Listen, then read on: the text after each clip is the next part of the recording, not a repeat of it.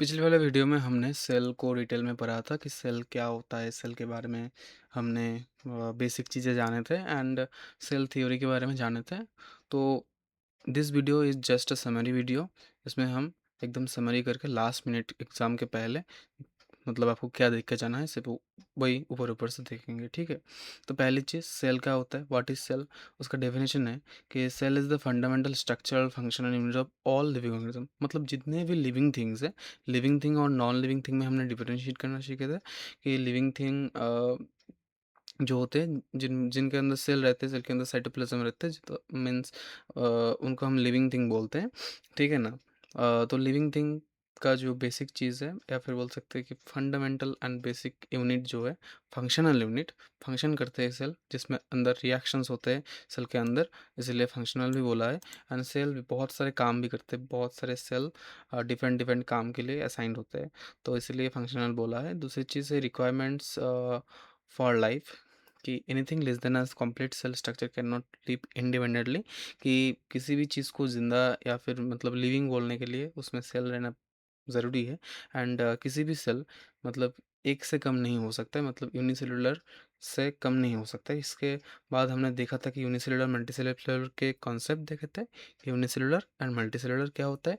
कि यूनिसेलुलर जिसमें एक सेल रहता है जो अपना खुद का काम खुद करता है, एक ही सेल है जो सारे फंक्शन, जैसे जितने भी फंक्शन बोलिए, रेस्पिरेशन, डाइजेशन, जो भी बोलिए, सब एक ही सेल करता है।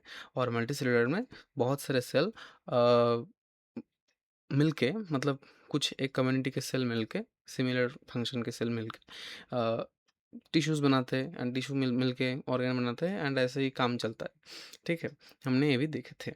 अब की डिस्कवरीज के बारे में अगर हम बात करें, तो जैसे एंटन वैन लीeuwenhoek है, हमने याद करने के लिए लीव मतलब है लिविंग, तो उन्होंने फर्स्ट एक लिविंग सेल देखे थे एंटन वैन लीeuwenhoek। उसके बाद रॉबर्ट ब्राउन आए। ब्राउन को याद करने के लिए हमने बोला था कि सेल के अंदर जो न्यूक्लियस है वो गाढ़ा होता है, तो उसके लिए हमने ब्राउन कलर भी गाढ़ा कलर होता है, तो इसको याद करने का इसी ट्रिक था कि न्यूक्लियस को डिस्कवर किया था एंड रॉबर्ट ब्राउन ने। And then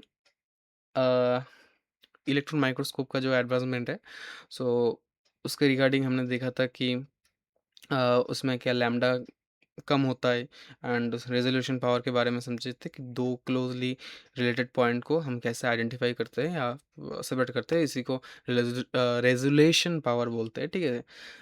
so the electron microscope eventually revealed the complete structural details of the cell. And उसके बाद सेल थ्योरी के बारे में हमने पढ़ा था, जिसमें पहले जिसका नाम था वो था स्लेडन। स्लेडन एक जर्मन बोटानिस्ट थे। उन्होंने क्या किया था, बहुत सारे प्लांट के सेल थे, तो उन्होंने ऑब्जर्व किया कि प्लांट के जो सेल है वो टिश्यू फॉर्म करते हैं। मतलब a German botanist who observe that all plant cell are composed of different kind of cell.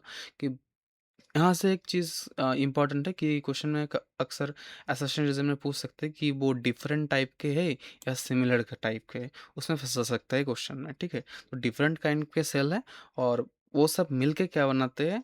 And and cell क्या होता है, मतलब बोलना चाह रहे हैं कि एक प्लांट में ब- बहुत सारे डिफरेंट काइंड के सेल मिलके एक प्लांट बनता है एंड वो सब सेल टिश्यू बनाते हैं, ठीक है। वही बोला है स्लेडन ने। अब दूसरा साइंटिस्ट है स्वान। स्वान का इम्पोर्टेंस थोड़ा सा ज़्यादा है स्लेडन से, कि स्लेडन से इम्पोर्टेंस इसलिए ज़्यादा है कि देखिए, स्वान ने मतलब थियोडोर स्वान, उन्होंने क्या किया था, जर्मन जूलॉजिस्ट थे, ऐसा पता है हमें, देखा था।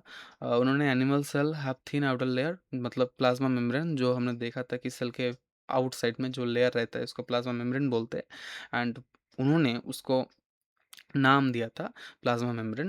एंड देन सेल वॉल के बारे में भी उन्होंने बताया कि प्लांट सेल के बाहर एक यूनिक कैरेक्टर रहता है, कैरेक्टरिस्टिक्स जो सेल वॉल होता है प्लांट सेल के बाहर, ठीक है।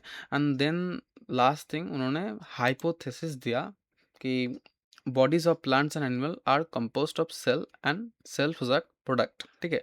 प्रोडक्ट के बारे में हमने वो एग्जांपल लिया था कि चाइना से माल आते हैं, यहाँ पे असेंबल होके इंडिया में सेल किए जाते हैं कंपनी की तरह। तो समझिए कि प्रोडक्ट मतलब होता है सेल, एंड सेल से बने हुए चीज़, मतलब टिश्यूज़ हो सकते हैं, ऑर्गन हो सकते हैं, तो सब मिलके हमारा बॉडी फ़ॉर्म करता है। किसमें? एनिमल में एंड प्लांट में, दोनों में। एंड देन हम देखेंगे कि इसमें थोड़ा-सा फ्लॉ था, कि फ्लॉ या फिर ड्रॉबैक बोल सकते हैं, कि स्लेडन एंड श्वान मतलब दोनों मिलके इसको फॉर्मुलेट किए। देखिए एक चीज़, कि हाइपोथेसिस दिया किसने? स्वान ने। एंड स्लेडन एंड श्वान दोनों ने मिलके फिर उसको, उसी हाइपोथेसिस को उन्होंने एक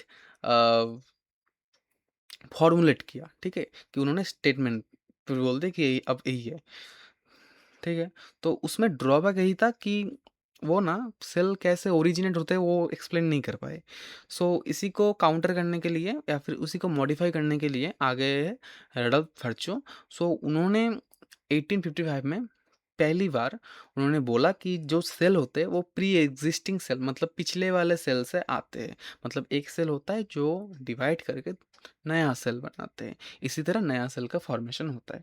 किसने बोला था? रडल्फ वर्चो ने। भिरचा वर्चो जो भी बोलो, 1855 इम्पॉर्टेंट है। एंड देखोगे तो ये लाइन, मतलब उनका कोड जो है ओमनी सेलुलाई सेलुला, ये बहुत ही इंपॉर्टेंट है। All cell arise from pre existing cell. And इसी को मजाक करके कोई लोग बोलते हैं कि बैकलॉग है, कि बैकलॉग है, बैकलॉग है, बैकलॉग है, कुछ ऐसा है, मुझे उतना पता नहीं है। अब देखिए कि मॉडर्न सेल थ्योरी के अकॉर्डिंग, मतलब दोनों को अगर हम समराइज करें तो क्या निकलता है? तो मॉडर्न सेल थ्योरी किन लोगों के कंट्रीब्यूशन से बना है? उसमें सिर्फ राडाभार्चु नहीं होगा, उसमें स्लेडन, श्वान एंड राडाभार्चु तीनों होंगे। और सेल थ्योरी किन दोनों ने दिया है? स्लेडन एंड श्वान ने।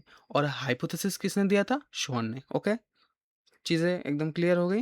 अब इसमें बोला है 2 पॉइंट ही, 2 पॉइंट ही बहुत इंपॉर्टेंट है, कि all living organisms are composed of cells and products of cells, and all cells are arise from pre existing cells, मतलब पिछले सेल से बनते हैं। तो 7 मिनट के अंदर कंप्लीट हो गया है। अच्छा लगे तो सब्सक्राइब, लाइक जो भी हो कर देना।